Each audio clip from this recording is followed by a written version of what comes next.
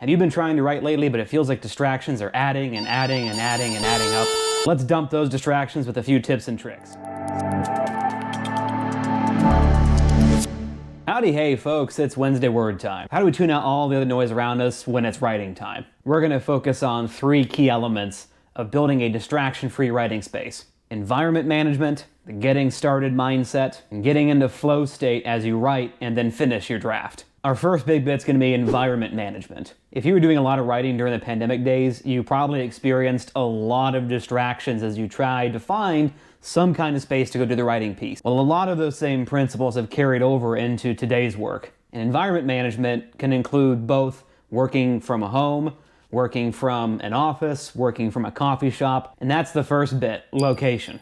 Pick somewhere where you're going to be comfy for at least a couple of hours. Limit how many screens you keep in this location. Get rid of other televisions, other computer screens. I know folks love to have the second screen, but it's an easy way to get distracted by whatever browser you shove up in the corner, or if you have Slack running and a ping comes up. Give yourself a bit of grace in this too. It can be hard to set up these kinds of spaces. If you have pets, if you have kids, set boundaries as best as you can. Even the mental act of setting that boundary, of writing in a set space, is going to get you well prepared to get into the writing mindset. Once you have location down, let's pick some good sounds or music to block out the auditory distractions. My favorite playlists for writing are going to be instrumentals or soft nature sounds. There's also a ton of noise generators online if you like ambient sound, which I do from time to time. One I go to a lot is asoftmurmur.com. I'll throw the link in the description for you. But a tool like ASoftMurmur you can use and customize depending on what kind of sounds you want. Everything from a rainstorm in a jungle to a hustle and bustle in a small coffee shop. Get a good pair of headphones too. Whatever you can do to block out any sounds around you is gonna be important. If you're a heavy Slack user like I am, use the notification blocker. It's in the top right. If you run a MacBook, use the Do Not Disturb feature, which is up in the top right menu. You can block out a lot of the different ambient pings and noises that might pop up in your computer.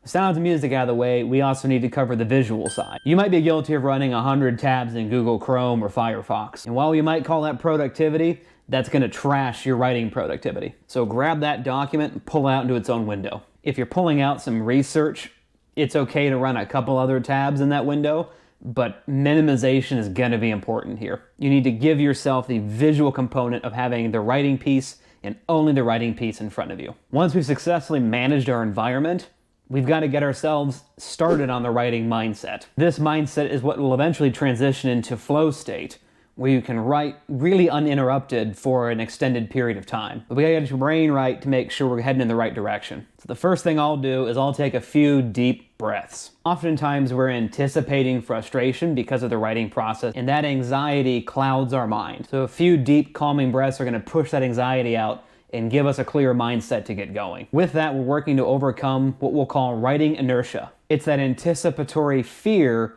of writing. You can be writing for years and years and years.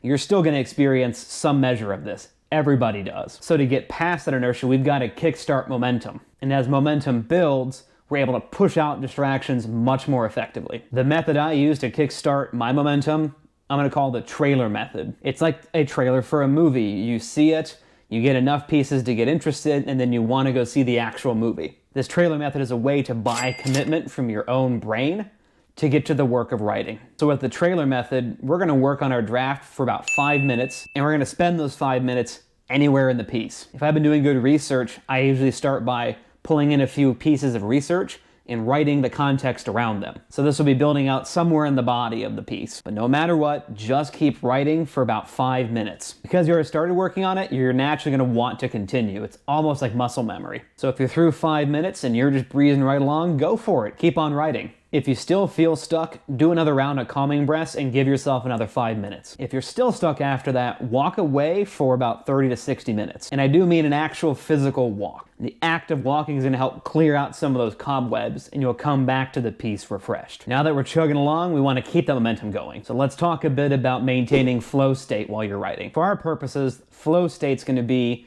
that really heightened sense of focus where it feels like you're not forcing yourself to write. It takes time and practice to build this, but once you do, you can find, as you eliminate those distractions around you, that you can enter flow state much more effectively. Why it's so important to manage the pings of the notifications around you, research shows it can take up to 20 minutes to recover after you get interrupted. And in the average workplace, we're interrupted every 11 minutes. So even by mathematics alone, you're kind of screwed. That's what we've talked about with the writing mindset and environmental management is so important. Whatever we can do to limit those interruptions from our environment is going to allow us to maintain that flow state for a longer period of time. If you're still kind of struggling to get into that flow state itself, try something like the Pomodoro technique. That's going to be 25-minute intervals of work with a 5-minute break. It's a great way to practice entering flow state if you're still learning and exercising this muscle. You can use something like tomatotimer.com. We'll drop that in the description. And you can tinker with the interval as you need to depending on the workspace,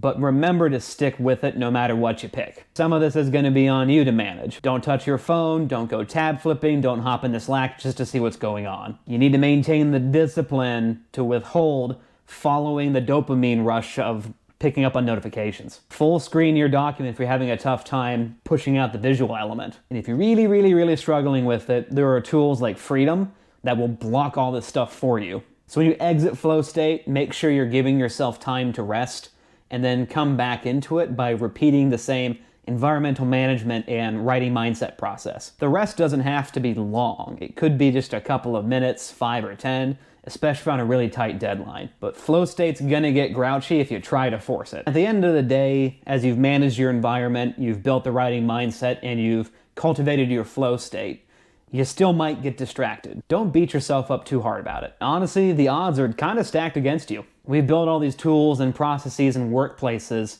to really push these kinds of distractions on you. It's hard to try to get away from them. But the tips we've covered today, you can apply no matter where you are to help limit the effect of those distractions on you. And at the end of the day, we're helping you push past that writing inertia and do the hard work of actually writing. As always, thanks for watching. Make sure to do the usual, like, comment on the video, go back and watch a couple others. You'll see how something like this distraction stuff plugs in with the editing process and other pieces we've been talking about. And that's it. So get to work, and I'll see you next week.